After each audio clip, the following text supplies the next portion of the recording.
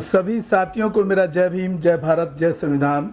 और सबसे पहले तो मैं आर.एस. गौतम साहब और जो उनका ऑर्गेनाइजेशन है पैगाम, उसको धन्यवाद देना चाहूँगा कि उन्होंने मुझे यहाँ इनवाइट किया और बोलने का मौका भी दिया।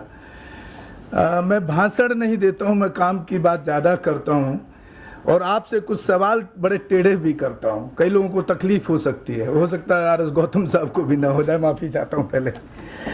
आप में से कई वकील होंगे, कई अच्छे इंजीनियर होंगे, कई पढ़े लिखे लोग होंगे और मुझे लग रहा है सब पढ़े लिखे तो हैं ही हैं और जब एक सामाजिक मूवमेंट में काम कर रहे हैं तो बहुत कुछ जानते भी होंगे। एक सवाल कर रहा हूँ, उनमें से उस सवाल का जवाब जिसके पास पॉजिटिव हो तो बताइएगा।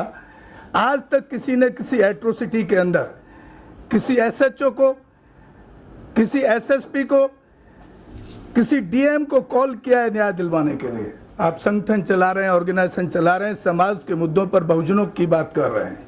जो बहुजन समाज पर अत्याचार होता है, हमारी बहन बेटियों पर अत्याचार होता है जाति सूचक शब्दों के रूप में, अत्याचार होता है घोड़ी पर ना चढ़ने देने का, अत्याचार होता है मूंछों पे न रखने। आप में से कितने लोग ऐसे हैं जिसमें से किसी ने आज तक किसी अफसर को न्याय दिलाने के लिए बात की हो? ये मैं जानना चाहता हूँ।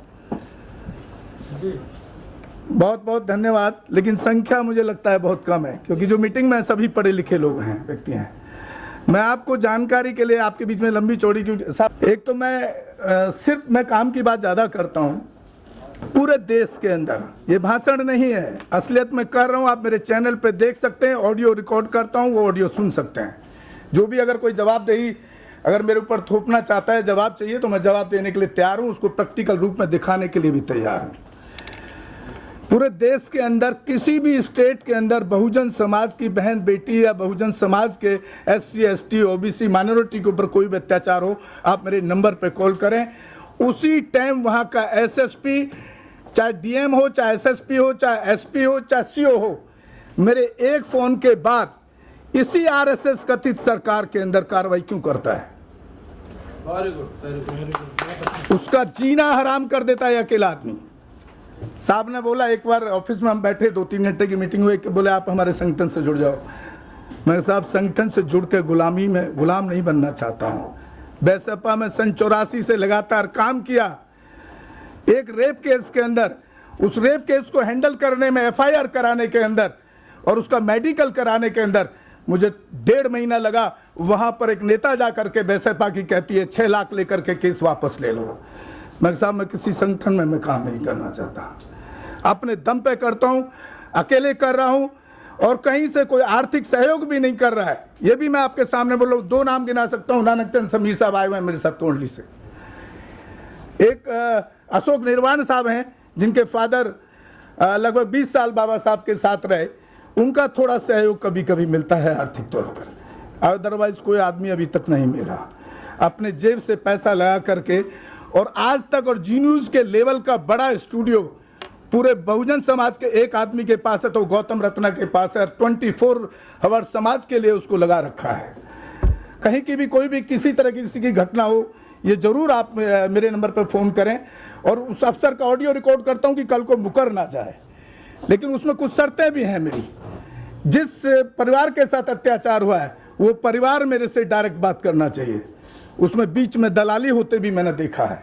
मेरे नाम पे लोगों ने, मैं न्याय दिलाने का काम कर रहा हूँ, मेरे नाम पे भी मीडिएटर पैसा खा गए वहाँ पर कई जगह, और फिर फ़ोन नहीं उठाता है। तो जब तक परिवार डायरेक्ट मेरे टच में नहीं आएगा तब तक मैं उस पर काम नहीं कर सकता हूँ, क्योंकि संविधान को इतना तो जान ही चुका हूँ कि जिस दिन मैं इस तरह से परिवार के बिना बयान लिए अगर काम करने लगा तो उसी दिन मुझे किसी भी केस के अंदर मुझे ही ठोक करके जेल भेज देगी RSS सरकार। पीछे लगी हुई है। 1 हफ्ता अपना स्टूडियो बंद रखना पड़ा, फरारी काटनी पड़ी है। ऐसे केसेस को भी मैंने हैंडल किया है। तो दूसरी बात, हम सामाजिक, आर्थिक, राजनीतिक पे बात करते हैं। मैं सामाजिक आंदोलन के एक सिद्धांत पर चलता हूँ। जो साहब काशीराम कहते थे राजनीतिक आंदोलन चले या ना चले, सामाजिक आंदोलन चलना चाहिए। मैं सिर्फ सामाजिक आंदोलन की बात करता हूँ और सामाजिक काम की बात कर रहा हूँ। मुझे राजनीति में 34-35 साल लगा करके कहीं कोई रिजल्ट नहीं दिख रहा है। कोई किसी को जा करके सिलेंडर कर देता है। BP मौर्य यही किया, पासवान यही किया, मायावती ने यही किया, आपका अठावले यही कर रहा, मैं तो खुलेआम बोलता हूँ, उदित राज ने भी यही किया। ये सबसे ज़्यादा गद्दार जो समाज का संगठन खड़े करके जो नेता बनते हैं, यही आपको बेचते हैं। ये कड़वी सच्चाई, आप मानिए मत मानिएगा। गौतम रत्ना अकेला कैसे न्याय दिला रहा है? इतने इतने संगठनों में इतने हजारों लाखों लोग इकट्ठे होते हैं, एफआईआर तो तब भी वही होगी। आपका एफआईआर संविधान में जो एक्ट है उसके बदल जाएगा कि आपके 10 लाख लोग इकट्ठा करने से? आपको सिर्फ नॉलेज चाहिए, ब्रेन चाहिए कि आपको इसको हैंडल कैसे करना है। एक्ट वही लगेगा जो संविधान में बनता है। इसके नाम पे हमारे समाज के ऊपर जो उत्पीड़न होता है उसको राजनीतिक संगठन बेचने का काम करते हैं, मैं सीधा बोल रहा हूं। दूसरा, एक आर्थिक तौर पे एक और अनाउंसमेंट आपके बीच में कर रहा हूं। मेरा दिल्ली के अंदर मीडिया के साथ साथ एक फिल्म प्रोडक्शन हाउस भी है। बहुजन समाज का कोई भी बच्चा, चाहे युवा हो, युवती हो, चाहे एजिड हो, रिटायर में हो, चाहे बच्चा हो कोई भी छोटा, उसको free of cost Gautam Ratna film line का ए से लेकर के जेड तक सारी चीज़ फ्री ऑफ कॉस्ट सिखाने को तैयार है, और अकोमोडेशन भी फ्री देने को तैयार है अगर दिल्ली से बाहर का बच्चा कोई आता है तो आपको और क्या चाहिए? अभी तक मुझे 2 बच्चे मिले, सामने काम कर रहे हैं, ये दोनों बच्चे सीख रहे हैं। आप पूछ सकते हैं किसी से एक पैसा लिया है क्या? और एक बच्चा रह रहा है बिल्डिंग के अंदर, फ्री अकोमोडेशन दे रहा हूँ।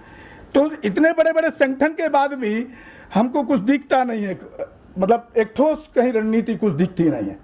इसलिए मैं संगठनों के प्रोग्राम में जाने से अच्छा मैं सोचता हूँ कि मैं जाऊँगा 3 घंटे 4 घंटे मेरा खराब होगा, उससे अच्छा मैं 2 या 4 बच्चे तैयार कर रहा हूँ। और एक केस को हैंडल करने में, अत्याचार के में महीनों 15 20 दिन एक हफ्ता लगता है, एक सच्चाई है। तो सर मैं इसी बात के साथ अपनी बात को यहीं ख़त्म करता हूँ, क्योंकि काफ़ी लोग हैं, सबको बोलने का टाइम मिलना चाहिए। सभी साथियों को धन्यवाद और दोबारा से आभार RS गौतम साहब को कि एक बहुत अच्छी मुहिम चला रहे हैं, अच्छा काम कर रहे हैं। शुक्रिया।